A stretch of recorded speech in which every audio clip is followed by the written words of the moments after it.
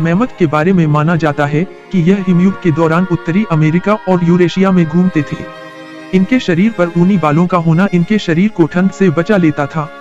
10,000 साल पहले ये जानवर कैसे विलुप्त हुए, इस पर कई तरह के दावे वैज्ञानिक करते रहे हैं।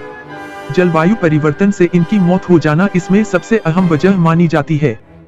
कुछ विशेषज्ञों ने इनका बहुत ज्यादा शिकार किए जाने को भी विलुप्त हो जाने की वजह बताया है। हालांकि ज्यादातर दावे जलवायु परिवर्तन के पक्ष में ही हैं। आइए जानते हैं पूरी खबर। धरती के राजा कहे जाने वाले विशाल शरीर और ऊनी बालों से घिरे वूली मैमथ करीब 10,000 साल पहले धरती से विलुप्त हो गए थे। बीते कुछ दशकों में वूली मैमथ के बारे में वैज्ञानिकों ने लगातार कई तरह की रिसर्च की है, लेकिन अब एक नया दावा सामने आया है। एक एक्सपर्ट्स का दावा है कि वूली मैमथ को 5 साल में दोबारा दुनिया में लाया जा सकता है। दरअसल वैज्ञानिकों को एशियाई हाथियों के डीएनए के साथ आर्कटिक परमाफ्रॉस्ट के अवशेषों से मिली आनुवंशिक सामग्री को मिलाए जाने पर इस जानवर के जीन सेट को फिर से बना लेने की उम्मीद है। एशियाई हाथियों की बनावट को मैमथ के सबसे ज्यादा करीब माना जाता है, इसलिए एशियाई हाथियों को इसके लिए चुना गया है। वैज्ञानिक वूली मैमथ के अवशेषों के जीन्स को आज के एशियाई हाथियों के डीएनए से मिलाकर ये नए जानवर को जन्म देंगे।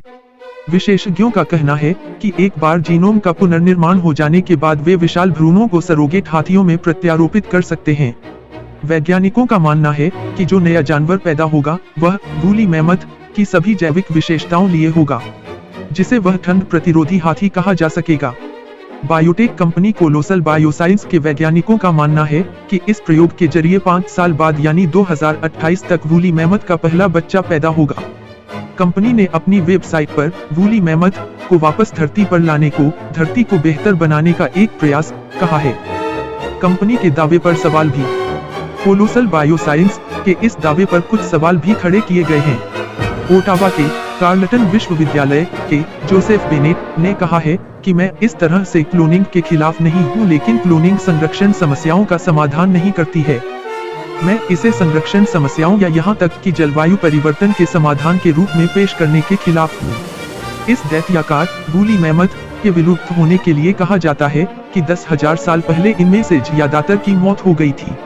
इन विलुप्त जीवों के पूरी तरह से संरक्षित नमूने आर्कटिक के बर्फ से दबे इलाके में वैज्ञानिकों को मिले थे। वैज्ञानिकों ने उनके डीएनए के बारे में रिसर्च की। रिसर्च के बाद वैज्ञानिक ये मान रहे हैं कि एशियाई हाथियों के साथ इनके जीन्स को मिलाया जाएगा तो फिर से वूली मैमथ जैसे जानवर की वापसी धरती पर कराई जा सकती है।